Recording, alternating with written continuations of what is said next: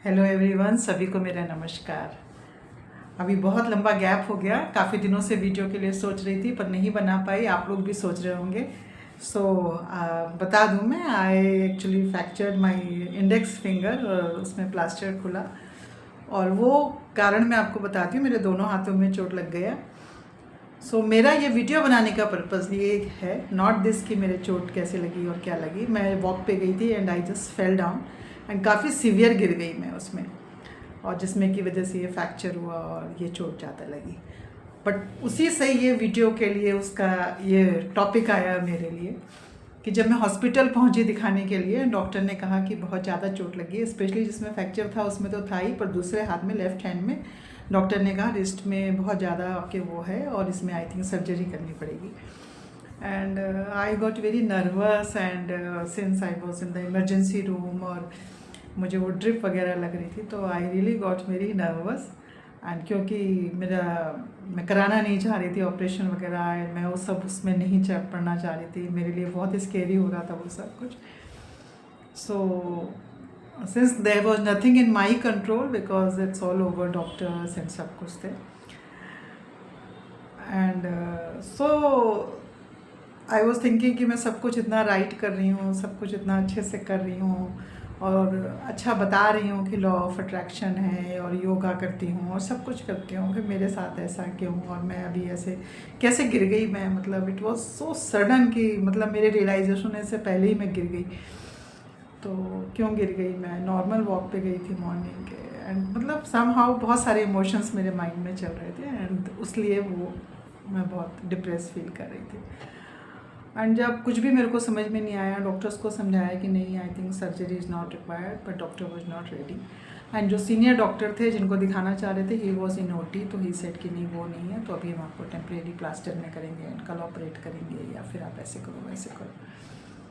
तो some how for जब x ray के लिए गए तो वो जो उन्होंने ई व्हीकल मंगाया, तो वो मेरे हस्बैंड के एक फ्रेंड ने डोनेट करी थी और उन्होंने उनके थ्रू कांटेक्ट किया वहाँ पे जो हॉस्पिटल के बॉस थे, और उनको कांटेक्ट किया और उन्होंने सीनियर सर्जन को बोला एंड सीनियर सर्जन ने हमको ओटी में बुला लिया। तो that is what all that happened.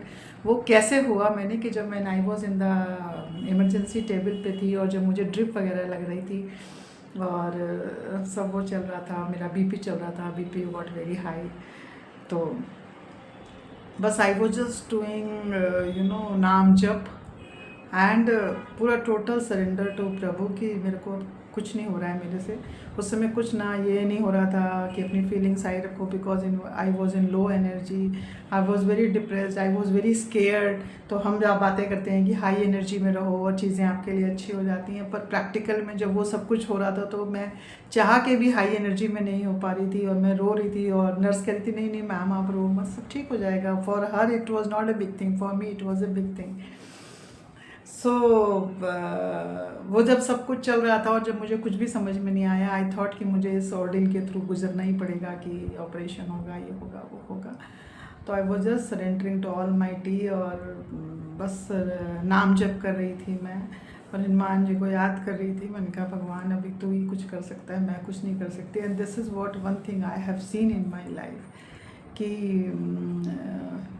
मुझे नहीं पता कि वो कैसे काम करता है, लेकिन जब भी मैं ऐसे बहुत नीड में होती हूँ और जब मुझे लगता है कि कुछ भी वर्क नहीं कर रहा, मेरे हस्बैंड है ये वो सब कुछ जो चाह रहे हैं कुछ हो नहीं रहा और सब ऐसे हो रहा है कि मेरे को बहुत घबराहट हो रही है and I feel only God can save me.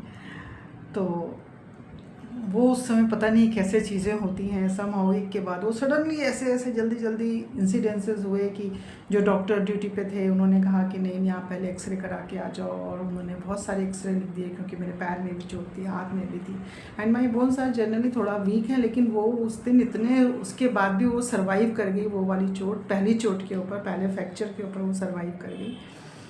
और डॉक्टर के वो व्हीकल भी वही आ गई जो उनके फ्रेंड ने डोनेट करी थी, जिसको देख के उनको स्ट्राइक कर गया कि अच्छा वो मेरा फ्रेंड है, वो यहाँ के बॉस को जानता है, उससे बात करते हैं तो सीनियर डॉक्टर के थ्रू बात हो जाएगी, है ना। Army goes with some function, army rule हिसाब से चलती है वो।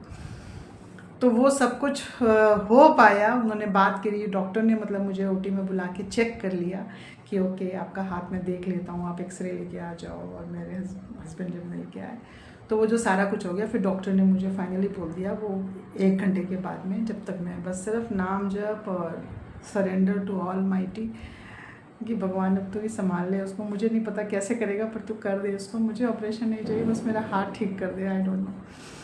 एंड डॉक्टर ने मुझे वहाँ जाके बोल दिया कि नहीं नहीं आपको ऑपरेशन की ज़रूरत नहीं है, जस्ट बैंडेज लगाओ आप इसको रेस्ट दो, बिकॉज इससे काफ़ी स्ट्रॉन्ग वो बोन्स में शॉक आया है, तो इसको बस रेस्ट दो। तो I was in that belt for 3 weeks के लिए थी मैं, और अभी भी उसमें पेन है आफ्टर 3 वीक्स ऑल्सो, बट मैं उस सब से छूट गई। And I could like 4 hours के बाद में मुझे हॉस्पिटल से छुट्टी मिली।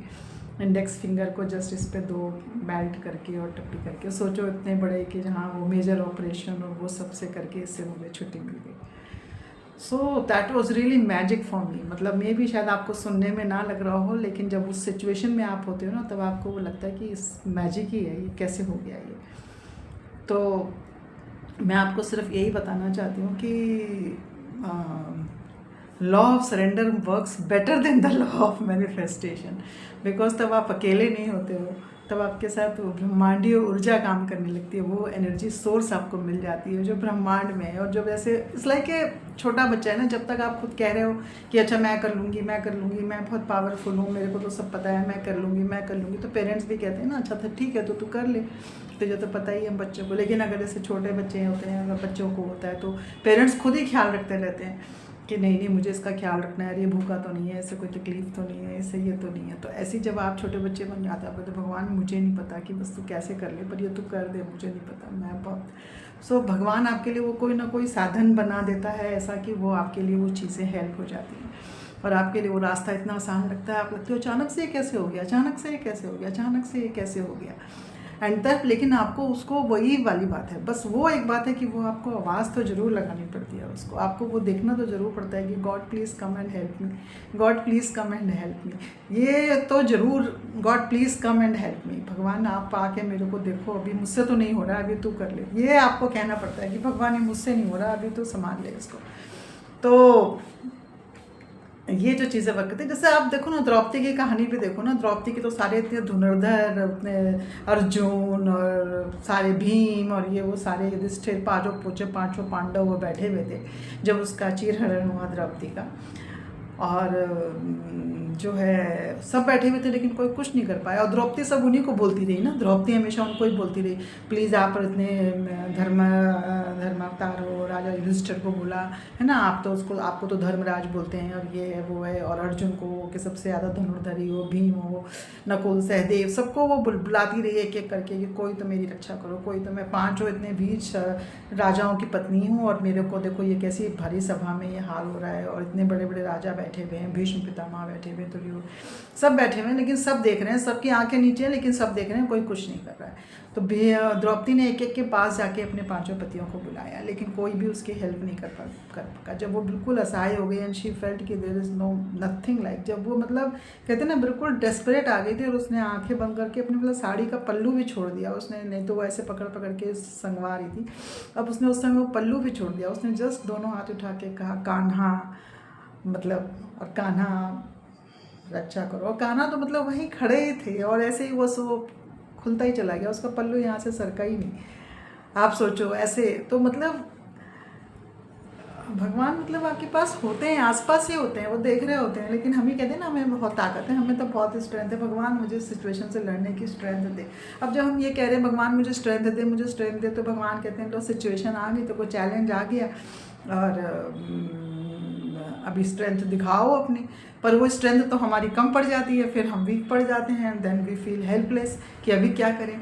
सो then you call for the God कि आप भगवान आप आ जाओ, या जिसको भी आप मानते हो, तो जिसके भी आपको लगता है। तो मेरे लिए तो फिर वही था, मैंने तो बस पूरा टाइम वो लेटे लेटे वो 1 डेढ़ 2 घंटा मैं तो बस जब तक नाम जपी करती रही अपना, राम राम राम राम राम राम राम राम, और हनुमान जी की शक्ति को आवाहन करती रही और रेखी करती रही ऑफ कोर्स। और प्रभु की शक्ति ने तो सच में ऐसा काम किया, मतलब प्रभु की शक्ति ही रेगी में भी मिल गई, वो सब कुछ एनर्जी की तरह ही काम करती थी, आप लोग ऐसे सोचो। और वो सब कुछ इतना मिराकल हो गया कि मैं जस्ट एक छोटी सी बैंडेज के साथ में घर आ गई, और ऑफ कोर्स ये साथ में पट्टी थी और ये थी, तो ये सारा कुछ हो गया। तो मैं आप लोगों को यही कहना चाहती हूँ कि this law works much better than the law of attraction, क्योंकि आप अट्रैक्ट करने के लिए जब घूमते हो तो आप उस चीज़ की चाहते हो, आप उसको करते हो, कई बारी वो चीज़ आपके फेवर में भी नहीं होती या आपके लिए नहीं होती, फिर आप अट्रैक्ट करने के लिए उससे जद्दोजहद करते हो, फिर आप लो एनर्जी में जाते हो। तो जब आप चाहते हो कोई चीज़ के लिए और उस चीज़ को चाहने के साथ में, तो मैं आपको यहाँ पे ये कहना चाहती हूँ कि लॉ ऑफ अट्रैक्शन के पीछे ये नहीं कि आपको लॉ ऑफ अट्रैक्शन मत करो या चीज़ें अट्रैक्ट मत करो या अपनी उसी सिचुएशन में रहो। व्हाट आई वांट टू से कि अगर आप उस पर लॉ ऑफ सरेंडर की पावर दे देते हो ना, तो आपको लॉ ऑफ अट्रैक्शन की ज़रूरत ही नहीं पड़ती। आपके उसको इच्छा को आपकी 4 पंख लग जाते हैं और फिर वो अगर आपके फेवर में है और आपकी मतलब भले के लिए है तो वो खुद चल के आपके पास आ जाती है।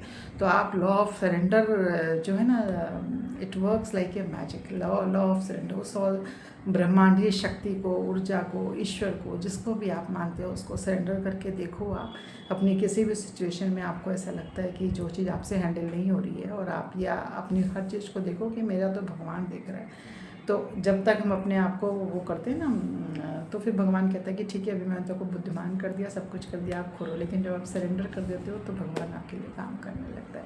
फिर मतलब God is at work, then you are not at work, then God is work, God is taking care of you. तो आपको वो आपके लिए वो ज़्यादा आसान है। समवन, हमें अच्छा लगता है ना, someone else is pampering us, someone else is taking. हम कितने भी बड़े हो जाए लेकिन हमें बचपना तो सभी को अच्छा लगता है। तो भगवान आपकी वो रक्षा करने के लिए, भगवान आपकी चीज़ों को, आपके जीवन को अच्छा करने के लिए, आपके लिए जो बेस्ट है वो आपको देने के लिए वो पहले ही रेडी खड़ा है। तो अपनी इच्छाओं के साथ में लॉ ऑफ सरेंडर को आप अप्लाई करना उसमें शुरू कर दो एंड फिर देखो आपके लिए चीज़ें कैसे कमाल की होती हैं। तो बस आज के लिए बस इतना ही। Have a very beautiful life. Thank you so much.